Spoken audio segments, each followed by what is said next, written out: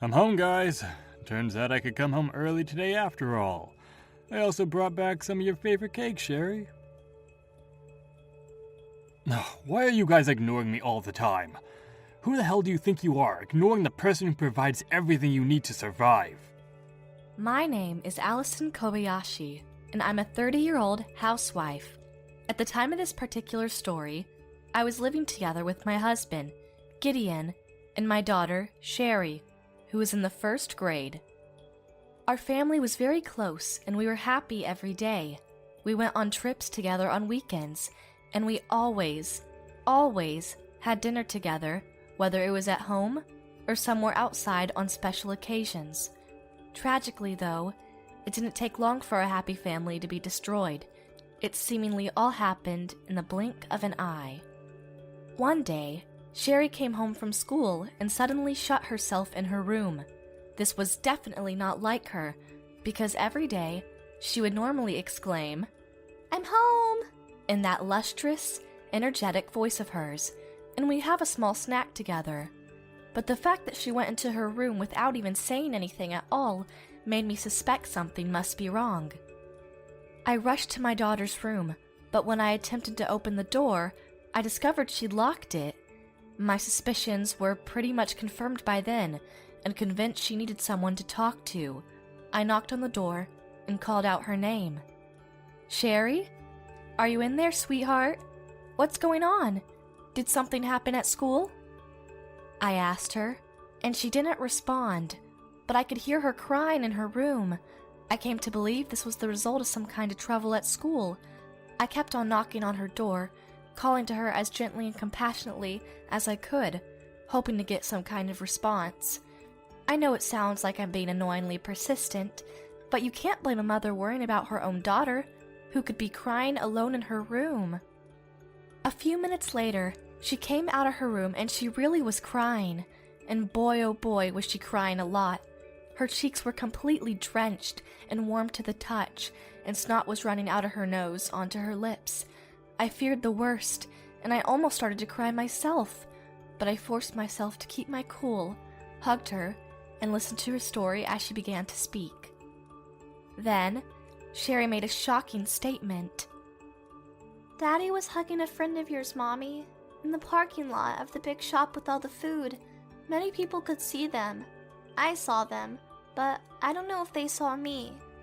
I was so surprised that I asked her for some more details. "My friend Tommy's mom picked me up from school today. Don't worry, I told her thank you many times, Mommy. And on the way home, we went past the big shop with all the vegetables in big boxes outside. I love looking at all the colors, and I looked out the window of the car to look at the vegetables, and I saw Daddy and your friend together, Mommy. I wanted to open the window and say hello to them, but then they started hugging." She started to bawl again. Her sadness was so genuine and so pure that it twisted and wrenched my heart. Did Tommy's mommy see them too? "No, I don't think she saw them. I was about to cry as soon as I knew it was Daddy, but I held it in, Mommy." Way to go, Sherry. Oh, sweetheart, I'm so proud of you, and I'm very sorry you feel so sad. So according to my daughter's testimony, Gideon was having an affair with one of my friends from Sherry's school. Since I was completely convinced our family was close and happy, I never dreamed he would ever have an affair, and I felt nothing but shame and apology that Sherry had seen the affair with her own eyes. I couldn't do anything but hug her.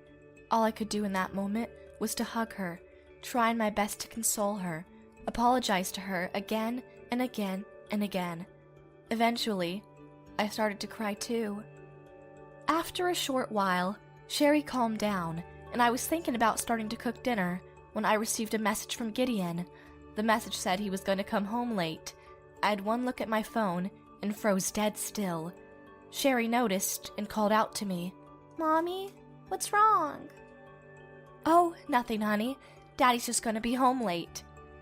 "Daddy's a big liar. I loved you so much, Daddy. Now I hate you so much. You hurt Mommy, and you made me very sad. I hate you." Sherry was utterly and completely furious, but the expression on her face was pure sadness. "How about we play a little game, sweetie? Let's play secret game. We're a team against Daddy, okay? Here are the rules. First, we don't tell Daddy about him hugging another woman. And second, Mommy will go do some detective work, and you won't worry about anything. Do you think we can win the game, darling? I know that telling a child not to worry about anything isn't exactly the most ideal thing to do, but what else could I say, especially in that situation? That's all I could think of that was reassuring. We slept in the same bed that night, hugging each other and comforting each other. Gideon seemed to have come home later on, but he didn't call out to us, nor did he say anything to us at all. He apparently went to work early the next day, because we never saw each other that morning. The next morning, I saw a now more recovered Sherry off to school, and then I ran to a trusted detective agency. I asked them to investigate a love affair against my husband, and they told me it would take about a month before they could give me any substantial results. If there was evidence that confirmed Gideon was having an affair, they promised to contact me before they whipped up the report. Thereafter, some time passed before I heard from them again. Not so long as an entire month, but it was certainly more than 2 weeks. Being together with my husband for that long, knowing that he was actively being unfaithful to his family, was nothing but agony. It was like running a marathon, knowing that I was heading straight into a thunderstorm. And when they would contact me, claiming they now had firm evidence to confirm a suspected affair, and I, in turn, would have to face up to whom he was having an affair with, I despised the notion that someone else would find about the affair because my husband was with one of my friends from Sherry's school. Even I hated having to know who the woman was, and the fact that it was Gideon who was persuading her to go out with him made me absolutely sick. I don't think I ever felt this uncomfortable and disgusted towards another human being. Sherry and I were so disgusted with Gideon that we played the secret game like true professionals. We did our best not to talk to him at all. Sherry actually stopped approaching her father altogether. Is she going through a bit of a rebellious period lately?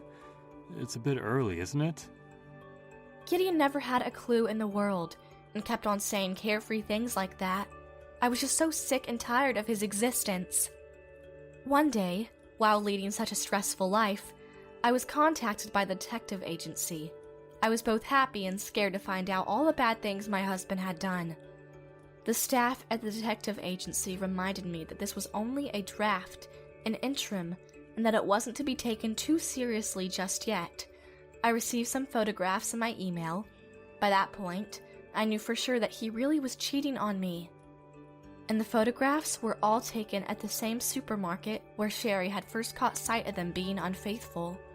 I couldn't understand why they were hugging each other in the supermarket so often. I couldn't help but feel sick to my stomach once again. It felt worse than my morning sickness, which was already quite the doozy. And when I saw the woman in the photographs, I gawked at the screen, stunned and speechless. The woman, whom he was having an affair with, was none other than my best friend, Anna.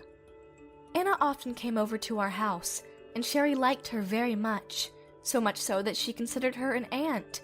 Whenever she came over, Sherry ran up to her and asked her to play, and then they would have lots of fun together. Sherry's favorite thing to do with her Auntie Anna was going to theme parks together. Of all the women that could have been having the affair with my husband, she was literally the last person I was expecting. I just couldn't believe what I saw, and the fact that Sherry was the first to see the crime itself. Oh, Sherry, darling, I'm so sorry. I'm so sorry. Needless to say, I was downright furious with Gideon. I was able to find out about the current status of the affair through the interim report that the detective agency, but they informed me that it would take a little more time to prepare a report eligible for the court. Therefore, I didn't question Gideon about the affair, and I was left with no other choice but to live with him as if nothing was happening. I could not forgive my husband for cheating on me, but I thought that it was not good for me to be a single parent, for Sherry's sake. However, she was asking me questions about her father's affair, and as days went by, it became increasingly difficult to keep everything from her. So eventually, I decided to tell her. She may still be in the first grade, but she was the one who first had a clear understanding of what was going on. She first uncovered the affair, after all. I hate Daddy for cheating on you, Mommy. He hurt you, and he hurt me too. I hate him. I want to be with you, Mommy. Please don't make me stay with Daddy. As she said that, she hugged me very tightly. I hugged her back tightly too. I could no longer live with the husband who betrayed us, and we can no longer live together as a family. Even if I stay at home like this, it won't be good for our future as a married couple, nor will have a positive impact on Sherry's future. So right then, I set my mind on getting a divorce. From that day, it would take about another month before the report from the detective agency arrived, but Sherry and I actively began to avoid any form of contact with Gideon. We didn't have any conversations with him. We didn't invite him out on any family trips on the weekends, and we never asked how his days at work were. Both of us began to see Gideon as something that wasn't human, more like an abomination that was going to be terminated very soon. I made an interesting new discovery that night, that someone you loved once upon a time can appear as something completely aberrant when you really can't accept their existence anymore. Gideon started coming home at different times every day. There were days when he was very busy and worked late. Some days he came home on time. Of course, my husband didn't know that I was investigating his affair, so I had to treat him as usual. But I couldn't have a conversation with him, and nor could Sherry, because of how much we despised him after what he did. Even during the meals, day after day, conversation was zilch, and often, not even a single word was uttered. One day, I received a message from Gideon saying that he had to work late, but he came home earlier than I expected. My darling Sherry and I were having a nice talk over dinner, but when Gideon came home all of a sudden, our conversation came to an instant halt. I actually felt the air in the room get colder by a couple degrees. I'm home, guys. Turns out I could come home early today after all. I also brought back some of your favorite cakes, Sherry. Why the hell are you guys ignoring me all the time?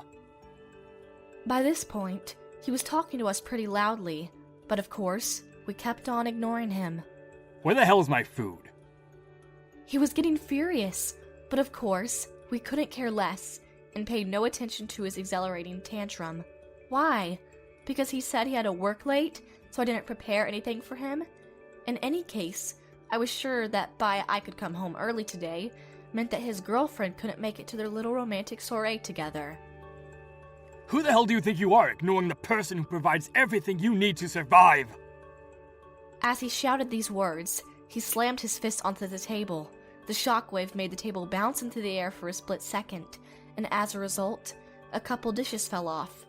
The dishes shattered against the wooden floor, spilling a bunch of food all over the place, and making the floor what appeared to be vomit of a drunken crackhead just outside a smoky downtown jazz bar. And still, we ignored him. We ignored him so long that he actually got scared. Wait a minute. Hang on. I'm not invisible. Am I? I almost laughed when he said this as he began to place his hands all around his body. After I confirmed that he wasn't see-through, he still went on endeavoring to get something out of us, but of course we ignored him. You're mad because I didn't come home on time? I'm sorry, honey. I guess I should just get my own dinner. I'll just leave the cake on the kitchen counter, okay? He's saying such things still feeling around all over his body, trying to reconfirm that he really wasn't invisible, but I never wavered in ignoring him. No matter how many times he could check, there's no damn way he'd be transparent, and that's only because we were simply ignoring him, treating him as though he didn't exist. Hey Sherry, sweetie, how about going to the amusement park next weekend? I'm thinking about buying some tickets. It's been a long time we last went to that place, hasn't it? He was trying so hard to get her attention, but she was being such a good girl. Gideon went on talking, trying to get our attention back, and frankly, I wondered how in the world he could talk to us when we were both considering him dead to us. Hey guys, I'm begging you, answer me. Why are you two treating me as if I don't even exist? Did I do something wrong? Come on, guys. Tell me, please. Am I on my way to heaven? Maybe you can't even see me for some reason. Maybe I'm something beyond invisible. Maybe I don't even exist anymore. Or maybe I have some kind of superpower. I could be the leader of the Justice League right now. I can't tell you how many times I've had to hold back my laughter because he's just been talking about hilarious nonsense to himself while it's being ignored for so long. Perhaps he really got scared because of how much we weren't paying attention to him, because he bolted out of the house. I am still alive, right? Is the mysterious statement that he left behind. Sherry and I laughed. Daddy thought he was a ghost. He looks so funny. He almost made me laugh, darling. Great job ignoring him. I think you deserve a piece of that cake. We got up from the table laughing, and we laughed and laughed as we washed our dishes and helped ourselves to some slice of cake. He doesn't think we know that he's cheating on us. He merely got frightened and went out to see if he was still alive. Perhaps he assumed that if he had tried to stay at home, he would eventually think he really had become a spirit of sorts. By the time 2 weeks had passed since my husband ran from the house, my daughter and I were living happily in a traitor-free environment, without anyone to suspect of foul play, and without source of negative emotions whatsoever. And then the papers arrived from the detective agency. I paid a visit to the lawyer's office and asked for a lawyer to help us in a court case against Gideon. After we made sure that all the evidence was in place, with a professional's help, we began the divorce proceedings quickly. The service of the lawyers were absolutely fantastic, and things went very smoothly. All in one day, they prepared the documents, walked me through the legal procedure, and even guided me as I signed them right then and there. It was sent to my husband and Anna, and they informed me that it would arrive to their doorstep in 2 or 3 days.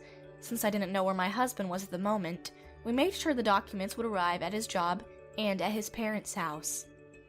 2 days after we sent the content certificate, Anna suddenly contacted me.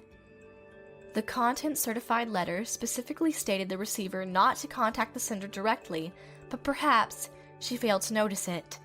I didn't want to answer the phone, but I thought that Sherry would be concerned after a while if it kept ringing, so I decided to answer. When I did, it came across way too loud and clear through the phone that she was pissed off beyond all recognition. "What the hell are you doing demanding alimony from me, Allison? You're out of your mind! You're crazy! You're bonkers! Why would you ever think I wouldn't sue you? Because your husband forced himself on me. I have no obligation to pay you anything. I actually want alimony as much as you do." She didn't seem to be cooperative regarding the demands for alimony. But I kept a calm mind as I talked to her. I mean, perhaps he did force himself onto you, but you still gave voluntary consent to have a romantic relationship with him. The simple fact that you accepted his proposal, forceful or not, makes you just as guilty as he. And additionally, the fact that you've been in a relationship for so long makes everything crystal clear. This was never a one-way street. You also had feelings for him, which is why you never backed out of the affair because it was too late, and that's why you're getting demands to pay alimony. You betrayed my daughter's trust, Anna. Do you have any idea how much pain she's been going through? He told me that if I refused him, he would destroy my relationship with you. Ironic, isn't it? Because it's destroyed anyway. If you truly felt like he was backing you into a corner, allowing you no way out, you should have talked to me about it. You've been actively having an affair with him for 10 whole years. That excuse is not going to convince anyone. How do you know about that? That furious Anna was now nowhere to be seen. I could definitely hear her voice shaking now. Yes, you heard right. Gideon and Anna had actively been having an affair for 10 whole years, and there's firm evidence supporting the conclusion. When the detective agency was doing their investigation, I'd also asked them to find out how long he'd been having the affair. To do so, they had to investigate his belongings. While my husband was away for work one day, a staff member from the detective agency was scheduled to visit my home.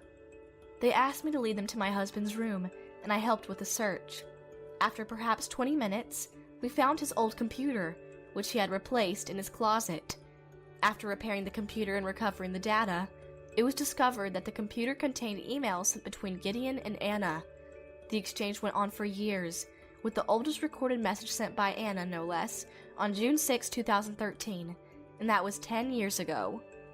When I told Anna all of this, she started to bawl on the phone. I'm so sorry.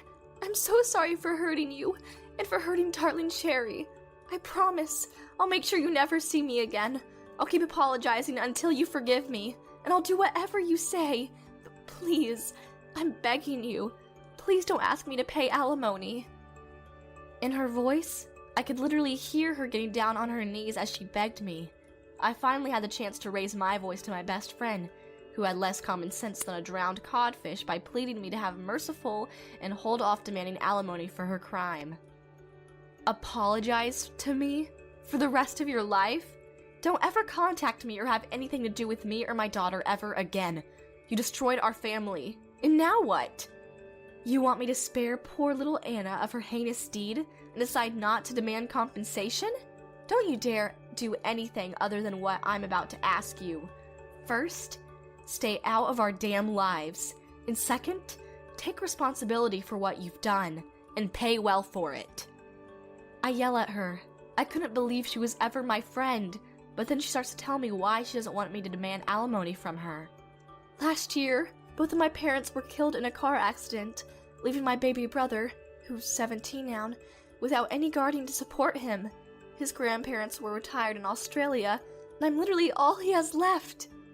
And I want him to go to college. I'm working every day to save up for his school fees, and I can't afford to pay alimony. I know apologizing won't be of any use, and I know you'll never forgive me, but I simply can't afford to pay you alimony without sacrificing my brother's future. Please, Allison. We've been best friends for so long. We did so many things together in school, particularly matching costumes and stuff like that, and we had a lot of fun, didn't we? Who would have thought we'd also have matching husbands?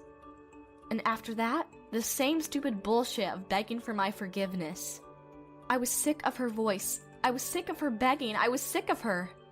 You were cheating on my husband and destroyed our happy family. And now that your own family is in trouble, you won't dare take responsibility?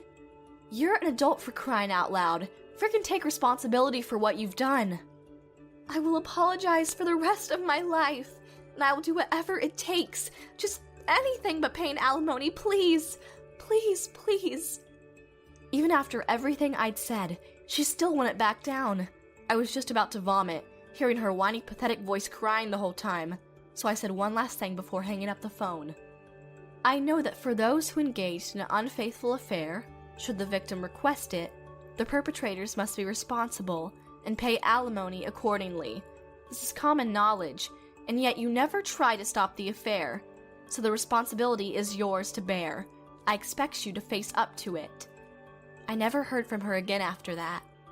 Soon after that call, I got another call, this time from my husband. My husband was exactly like Anna. He told me stupid bullshit about how she forced him to go out with her, and that he couldn't say no, and so on and so forth. Blah, blah, blah. I never spoke a word and just hung up during his sentence. I was also feeling a little under the weather, and fell asleep on the couch. While I was asleep, Sherry had apparently called my parents from my phone, and I explained the situation to them. By the time I woke up, Sherry and my parents had cooked for me and were watching me sleep. Sherry was snoozing too, with that cute little stuffed bunny doll she loved. My parents explained what their granddaughter did, and I cried because my daughter had grown up so much. We were spending such a wonderful time together as a family, when all of a sudden, out of the blue, Gideon, who had lost so much weight since I last saw him, unlocked the front door and trudged inside. I don't know how long it had been since we had seen each other, but he looked so different. None of us knew who he was, and because he had changed so much, we saw him as a suspicious person. The first time Sherry saw him, she got so scared and started to cry. Sherry, sweetie, it's me, your daddy. Calling me a prowler is cruel. So cruel. He looked like he was about to cry too. Then he started talking, his voice cracking and his legs shaking. I saw the content certificate. I'm so sorry. I swear on my life I will never do this again. I just don't want a divorce. That's all I want to talk about. I know you don't love me anymore, and I know I can't bring you to love me again, but I want to see my darling Sherry grow up as much as you do, Allison. He was sobbing by this point, but it's not taking any effect on me. I'm sorry. I can't believe you anymore. Not only have you lost my love, you've lost my trust forever. I just can't anymore. Please, please, please. My husband was on his knees. My father spoke up. I suppose you understand the gravity of what you've done, son. I demand you stay away from my daughter and granddaughter. They mean more to me than life itself, and I won't have any scummy bastard trying to ruin their happiness. His voice was terrifying. Gideon went a few shades paler and tried to run away out the front door, but he turned around once more and looked at Sherry, who was wiping her eyes and sniffing snot from her lips. Sherry, my dearest, you need your daddy, right? You want your daddy to stay, right? He was actually trying to appeal to her, but then Sherry finished him off. Who is this old man, Mommy? I don't want him in my house. Gideon then left the house in tears. After that, the divorce was finalized through my lawyers. Sherry and I moved back into my parents' house. The school district was the same, so fortunately, my daughter's environment didn't change much. My husband couldn't afford to pay the rent for the big apartment anymore, and after selling it, he moved into a dirt-cheap flat somewhere on the outskirts of the city. At work, word somehow got out that he had divorced his wife because of an affair. As a result, all the female employees lost their trust in him, and they all stopped talking to him. Gideon became increasingly lonely in the company. His reputation eventually became one as an unfaithful, untrustworthy employee, and thus, getting promoted to greatness was now a dream of the eternally condemned. His salary never went up, and his superiors never gave him any challenging work or projects to handle. It seems Gideon doesn't consider his job to be very rewarding anymore, and now his personal and professional life both seem to be in limbo. As for Anna, she had had to earn money for her baby brother, who was apparently at the top of his school for his studies. He showed a lot of potential for a scholarship, and due to his parents passing in a car accident, Anna was responsible for providing the money that paid for her brother's tuition and other miscellaneous school fees. But now, she has to pay alimony for what she did. She simply didn't have enough, so she changed her job and now she is working non-stop. Eventually, her brother found out about her affair, and now he won't talk to her anymore. Just pay me the money and I'll be fine. Ugh, I really despise an unfaithful, dirty woman like you, Anna. I scorn you. Is what he told her before he went away to university somewhere in a rural area. Anna was left with her own misery, paying for her brother's school and paying me the alimony, never getting a chance to have anything to do with her darling brother again. As for Sherry and I, we are now living very happily in her grandparents' home. I've started a new job myself, and although I'm in a new, unfamiliar environment, I'm going to do my best to make enough money for my daughter's bright future. Sherry's seen some traumatic things in life at such an early age, but ever since she started spending more time with her angelic grandparents, she's getting more energetic and happy with every passing day. From now on, I'm going to do everything in my power to protect her from negative experiences and make sure that she lives the happy life she deserves.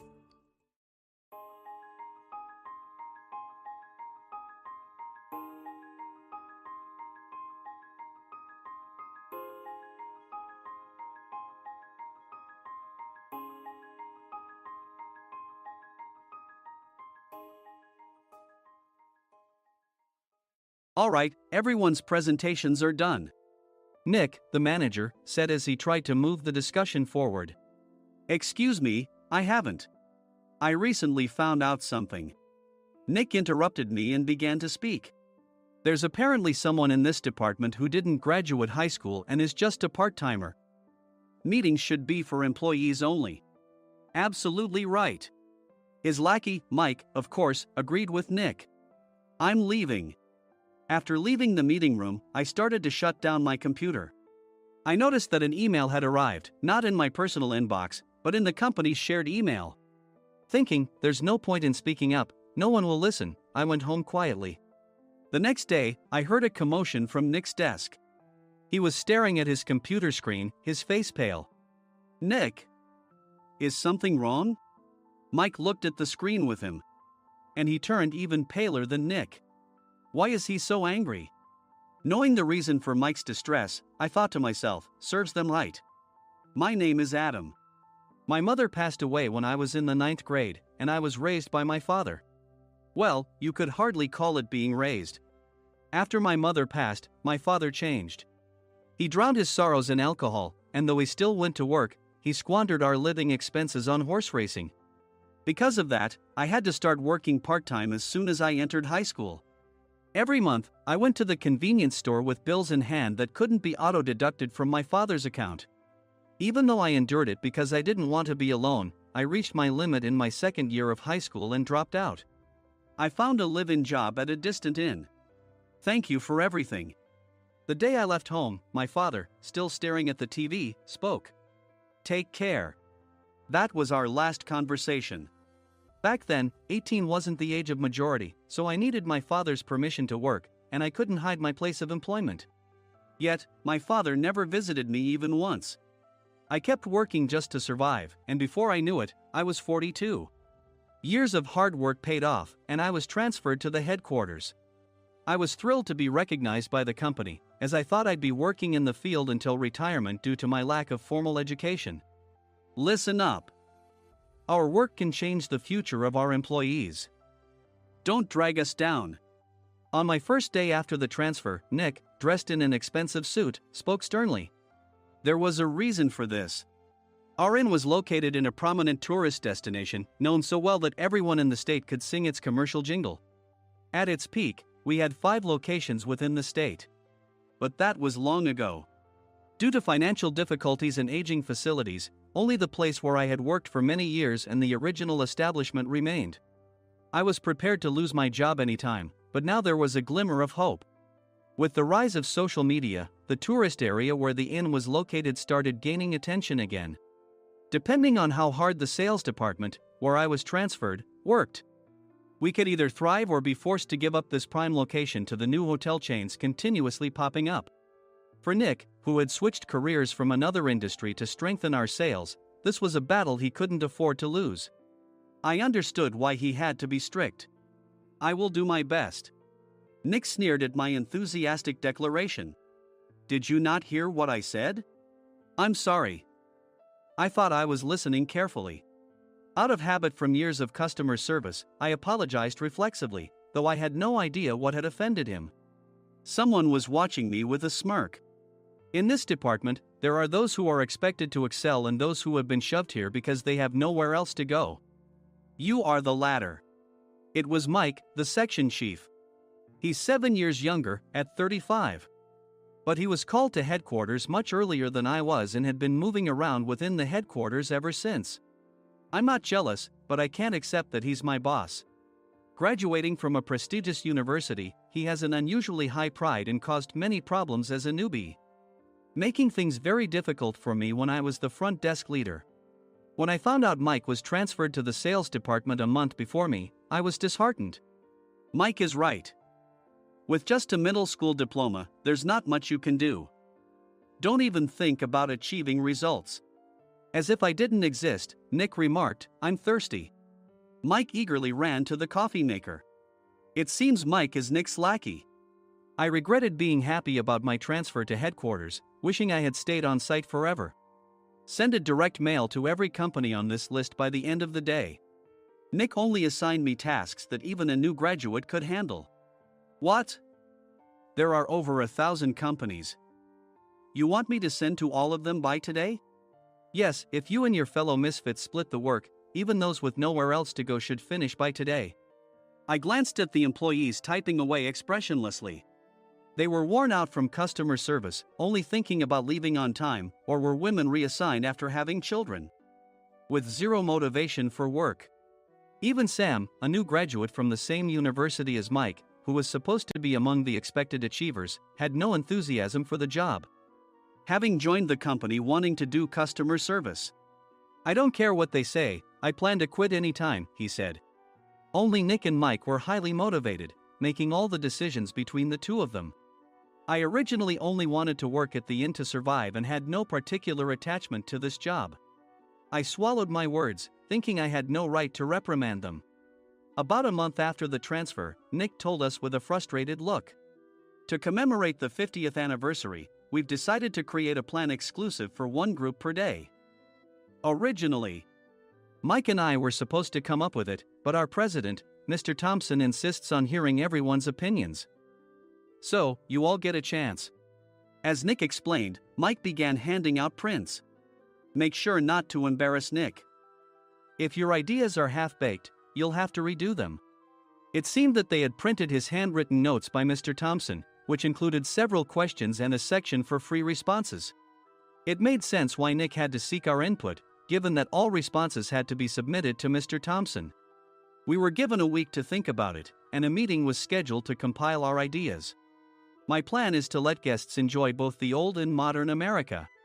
Nick began the presentations. Guests would watch a master confectioner at a nearby traditional sweet shop make sweets in front of them. The welcome drink would be premium tea in a bottle. Nick's plan was certainly attractive. After his presentation, Nick called on us to present in the order we were seated. Just as I stood up for my turn. All right, everyone's presentations are done. Excuse me, I haven't. I recently found out something. Nick interrupted me. There's someone in this department who didn't graduate high school and is just a part-timer. He was likely talking about me. I joined the company as a part-timer and was made a full-time employee when I turned 20. That was 20 years ago, so Nick and Mike probably had no chance to know until recently. Meetings should be for employees only. Absolutely right. After that, Nick kept creating opportunities to solicit everyone's opinions, purposefully excluding me from speaking. The meeting unexpectedly heated up and went past the scheduled end time. A few people asked to leave, and the discussion continued with the remaining few. Still here? Normally, you'd leave in that situation. Though I had no attachment to the job initially, hearing kind words from customers made me want to make them happier. For someone like me, with nowhere to go, the inn was my home and customer service was my life. I felt pathetic about my current self. I'm leaving. I left the conference room and started shutting down my computer. I noticed an email had arrived, not in my personal inbox, but in the company's shared email. Thinking no one would listen to what I had to say anyway, I quietly went home. The next day, while preparing the DM as instructed, I heard a commotion from Nick's desk. In his haste to stand up, he hit his knee on the desk. He stared at his computer screen, his face pale. Nick! What's wrong? Mike, thinking he should be the first to rush over, approached Nick while still wearing his coat. He peered at the screen with Nick. And he turned even paler than Nick. Why is he so angry? Who is responsible for this company? Nick, more irritated than ever, asked, and Mike answered without checking. Probably Sam. Sam wasn't there because he was attending a morning training session for new hires. Nick gave up on getting angry and returned his gaze to the screen. They were looking at an email that arrived right after the end of the working day yesterday. Apparently, no one, including me, had checked it before leaving. The email was from a large company that used us for their annual employee trips. The president and executives of that company also frequently used our services personally. President of the company, Mr. Mason himself, had declared that neither he nor his company would ever use our services again. Well, some companies cancel their employee trips or stop using our services due to financial struggles. Let's just move on. Mike kept wiping the sweat from his forehead with a handkerchief. Knowing why Mike was so agitated, I quietly watched their interaction. Do you know how much revenue we get from that company? We can find other guests to fill the rooms, but we'll lose the banquet costs, gift shop revenue, rental car fees, and more. Moreover, the gifts were supposed to be prepared by the traditional confectionery shop involved in Nick's proposed plan. If it's known that we incurred such a huge loss at this critical time, Nick's position in the company would be jeopardized. Nick took a deep breath, seemingly trying to calm himself. All right, Mike.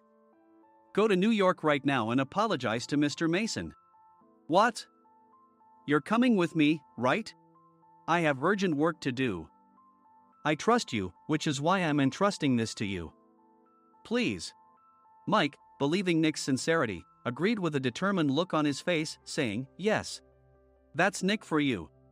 Even if Mike went to apologize, Nick would shift all the blame onto him if the client didn't change their mind. Well, it was Mike's fault to begin with, so it served him right. About 3 hours later, Sam answered a call from somewhere and repeatedly apologized, saying, "I'm very sorry." Everyone watched to see what was happening. After ending the call, he informed Nick with a weary tone. When Mike arrived at the client's company, he only made things worse, further infuriating Mr. Mason. He was demanding, "Get his boss here immediately." It was no wonder Sam was exhausted, dealing with such a call right after returning from training. "What is that idiot doing?" "Alright, Adam, you're coming with me. If sacrificing Mike didn't work, then I must be next." Normally, I'd want to refuse at all costs, but I saw an opportunity in this situation. "If I can be of assistance, I'd be happy to join you." I obediently followed Nick, and we flew to New York. When we introduced ourselves at the reception, it became clear how serious the situation was, as the receptionist personally escorted us to the president's office. Angry voices leaked through the door, making both Nick and me uneasy. "Excuse me. I'm Nick, the supervisor. I understand my subordinate has caused you trouble, and I deeply apologize." Nick, with his experience in the corporate world, knew enough to offer an apology before excuses. However, his customer service skills left much to be desired. I sighed as I saw Mike trembling like a small dog in the corner of the room. "What kind of training are you giving your subordinates?" Mr. Mason glared at Nick with a red face. The intensity of his gaze made even Nick take a step back. Regrettably, I joined this company only 2 years ago and was unaware of Mike's issues. I should have identified his shortcomings sooner. Indeed, I should have realized sooner. No sensible person would come to apologize and then give a lengthy presentation on the drawbacks of not using their in. Nick froze, his mouth slightly open. Suspecting the worst, I picked up the documents that had fallen to the floor. It seemed Mike hastily prepared these documents on the plane, listing the disadvantages. Disadvantage 1: if you change the venue for the company trip, employees might suspect it's for cost-cutting reasons, leading to a negative impression. Reading it aloud half-jokingly, Nick snatched the papers from my hand and checked the contents with a furious expression. Among the stack of documents was a receipt from a nearby convenience store's copy machine. I felt a pang of dread, hoping he hadn't shown the receipt as well. What do you think he said when I asked what kind of nerve he had to do this? I'm very sorry." Faced with the dire situation, Nick must have thought there was nothing left to do but apologize. In a voice smaller than I'd ever heard from him, he uttered words of apology. He said, "I'm a Harvard graduate. I don't believe I said anything wrong." "Mike, what have you done?" Forgetting his plan to pin the blame on Mike, Nick yelled loudly, even in front of Mr. Mason. "I didn't do anything wrong." "You're still saying that? Look at him." Mike pointed at me with a shaking hand. "I was assigned to headquarters in my 20s and now I'm a section chief. This guy only made it to headquarters at 42. Everything I've done proves I was right. So why are we losing the contract?" Having said his piece, Mike collapsed to the floor. "Of course. You were sent there because you had nowhere else to go." Mike never expected to hear such words from someone he looked down upon. He lunged at me, and Nick hurriedly stepped in to stop him. "Mr. Thompson told me Mike is a quick thinker, and to take good care of him." There's no way he was pushed aside. "Don't make things worse here." "He didn't say quick thinker, he said only quick-witted, didn't he?" I don't remember that part." I recalled the many troubles Mike caused when he was a newbie. When Mike was on the front line, his pride was so high that he never apologized to customers. Customer service, especially in our job, doesn't work alone. It brings both good and bad situations. If the front staff or housekeepers made mistakes, or the cleaning company didn't properly clean a room, one had to apologize to the customers regardless of personal fault. Mike, in such situations, would never apologize, insisting he wasn't at fault. This often angered customers, and as the front desk leader, I frequently had to apologize on his behalf. He caused complaints and disrupted operations, which is why he was quickly moved to headquarters. In departments where he didn't interact directly with customers, his quick thinking was beneficial and things went well. But it seemed his flaws were starting to show. Corporate reservations are supposed to be entered into the system by the sales representative. But a quick check yesterday revealed that more than 10 items were missing from the client's reservation. The handover document clearly stated what needed to be prepared. Why didn't you enter it into the system?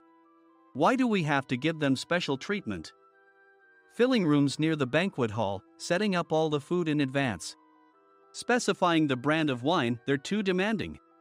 No wonder he always angered customers, I thought, feeling a headache coming on. Grouping them in rooms near the banquet hall is for our benefit too. It makes it easier for the staff to set up beds and serve breakfast since everyone's schedule is synchronized.